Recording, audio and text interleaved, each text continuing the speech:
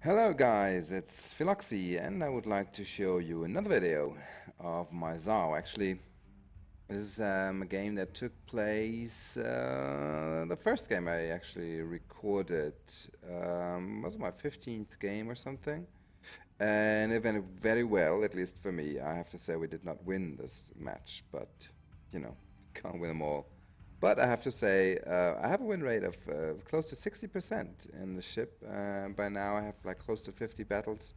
So that is pretty good. And you can do no wrong with this ship, unless of course you do something stupid or you run into a stray torpedo somewhere. But otherwise it's really magnificent. So anyway, I actually quite like this map. Um, Especially in this mode, I have to say, I like the domination mode. I actually prefer it toward over the standard battle, but there you go. I mean, every once in a while, it's good for if you change the mode, because it just makes for a different gameplay. If you look at the setup, you can see we got no tier 10 or 9 battleships. That's pretty even.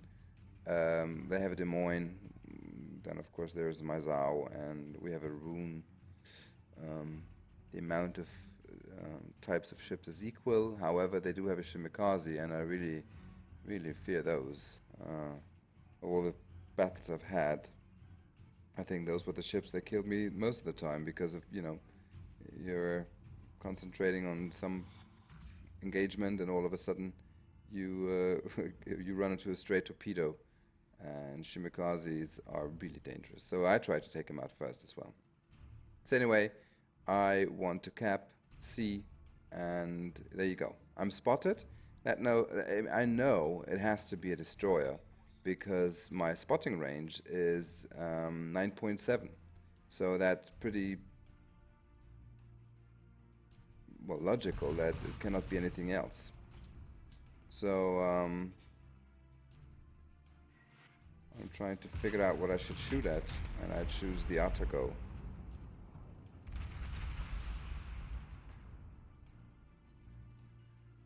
You go. Now, the Zao is for me, it's one of the most precise ships.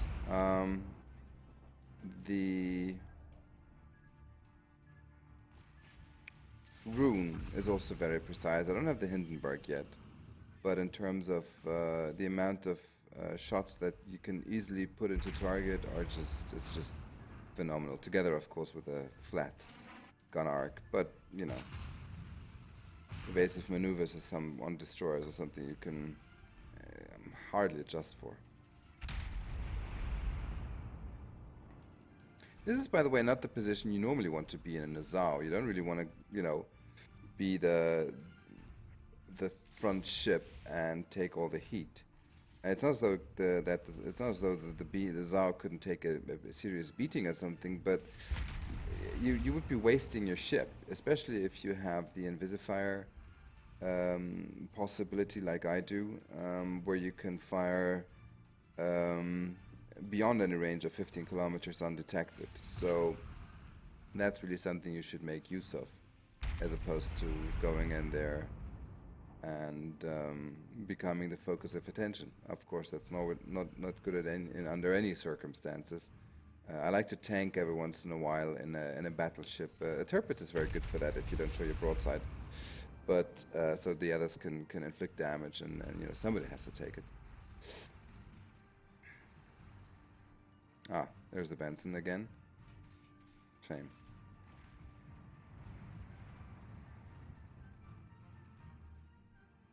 The only downside really to the module of extended firing range is that your turret's reverse speed gets even slower. It's not as though it's like high speed already, but that's the only thing. But of course, I mean, then again, I mean, the ship is extremely powerful. So, I mean, if you were to have torpedoes that had a range of 15 kilometers and the speed of 76 knots, and you had a high turret reverse speed, and then of course you might as well take the ship out of the game, because the only ship that would be used would be this one. So anyway, what I like about I have the high explosive rounds with 25% of chance of starting a fire. So that really is one of the reasons why I'm shooting a lot of HE. And you can always normally see that you have about half of the damage you deal is actually by fire, because you always, more or less, always start the fire with every single salvo if you hit a few shells, or if a few shells hit the ship. Anyway, kind of we're down already, and I told you already we lost the game, but it did get interesting a little bit later. There you go. That's what I mean. You know, let them burn. Huh, blind shot. Still managed to defend the base.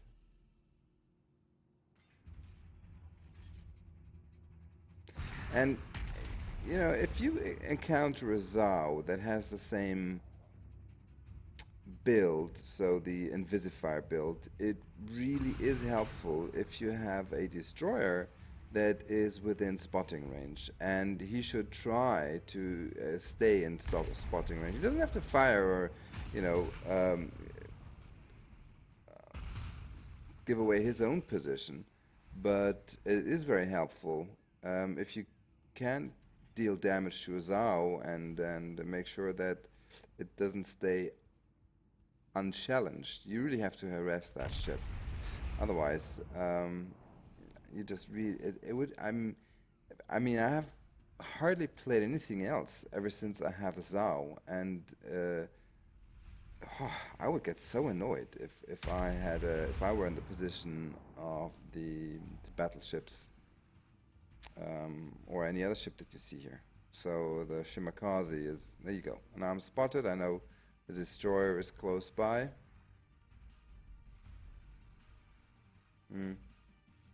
Still trying to find out what direction he's taken. There you go. I prefer to hold my fire there. At some point he has to decide whether he wants to turn the port to starboard, because he's in front of an island.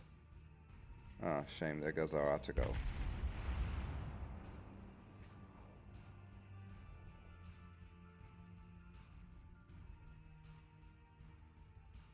Well, he did get stuck.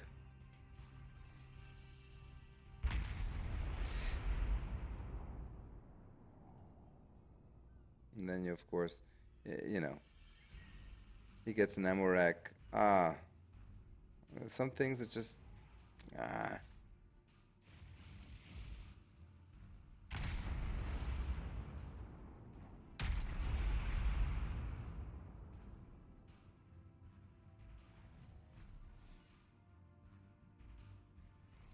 See, he's burning again. And I'm telling you, and you all have the same situation. It is so unnerving. And for me, it's like, it aggravates me. I mean, not if I set him alight, but if I am being set alight by a destroyer continuously or a cruiser, like the Kutuzov. They are very good at that as well.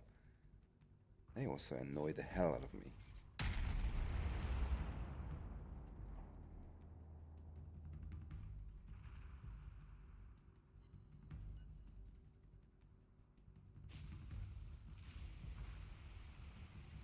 And then, of course, one thing I mean, it doesn't matter here because we don't have an aircraft carrier, but if you keep on damaging the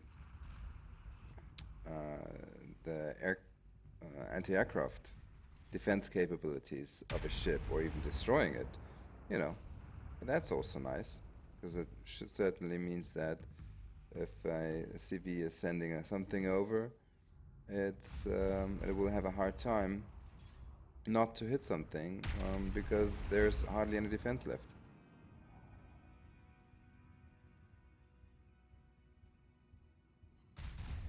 Probably would have been better to use AP there, but yeah, you see he's burning, that's good.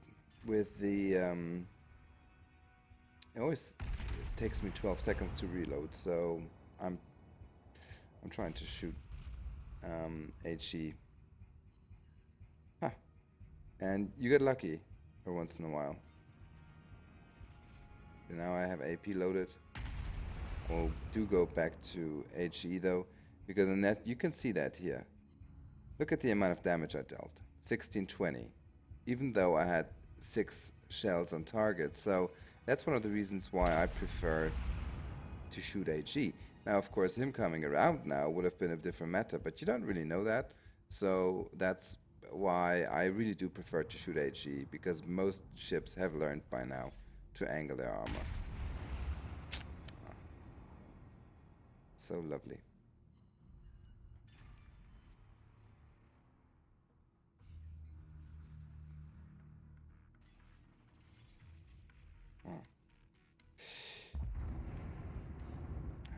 We're still 2 ships down.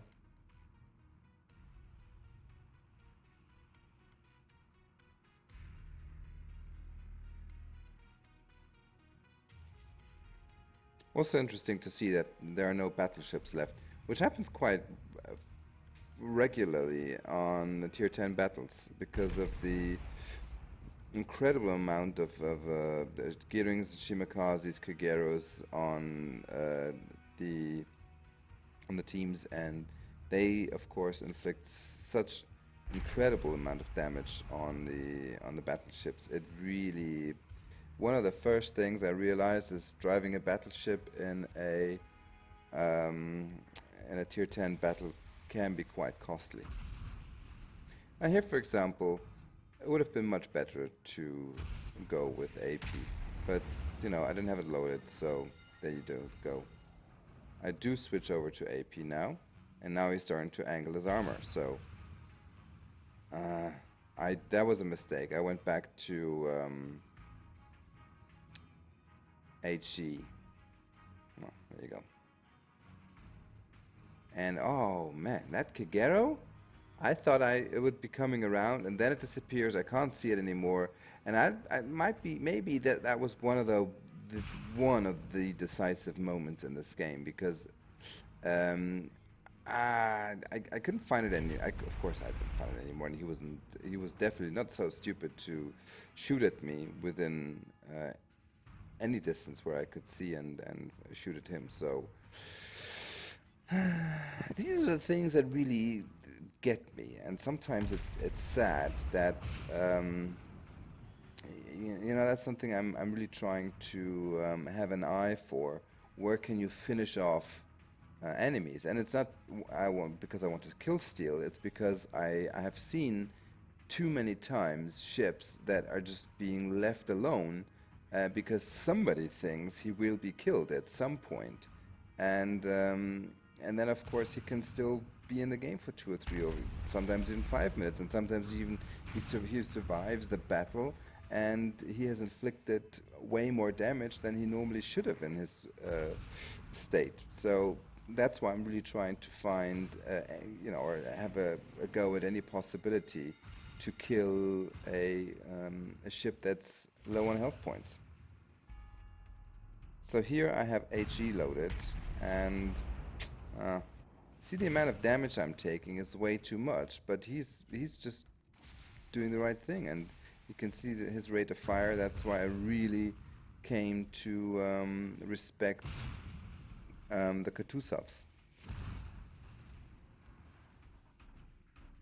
Come on, get him. I was really trying to finish off as many ships as I possibly could within my given frame, because I really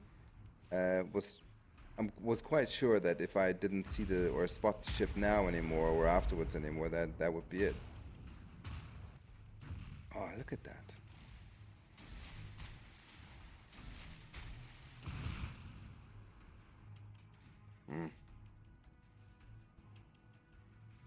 Probably could have done a better job, but there you go. You know, you're in the heat of battle, and you've all had that. Now he's shooting AP. Look at that. Okay. Now, that was nice. But if I would have chosen to go with AP first, I probably wouldn't have taken as much damage. I don't really think it would have changed a lot about the outcome of the match because by now we're so far down on cap points that I hardly had any possibility of winning this. I mean, the Kagero was down to 120 HP, I think, and that Kutuzov would have also been a kill for me if I would have had the chance to see it. But, well, you can't win them all, can you? Anyway, this is just to show you how powerful a ship is.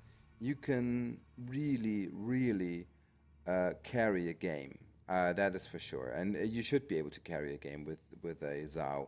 And of the round about 50 battles, I finished I don't, probably 35, maybe 40 in the top 1, 2, or 3. So most of the time, I dealt the most damage, and you should, because it's just such a powerful ship that really should be your personal benchmark. Deal the most damage, and it will make you a very good player because it is so powerful. And if used correctly, seriously, you can carry any game. And again, it's a shame here, but there you go. You can't win them all. Well, thank you very much, and see you around soon. So here are the post-game stats, and you can see 513,000 finished first, which I of course hope to be all times, but you see the Shimakaze also dealt 4 kills, and so did the Mikhail Kutuzov, so basically those two ships alone more or less killed us off. Altogether it amounts up to 185,000 damage dealt, so that's pretty cool.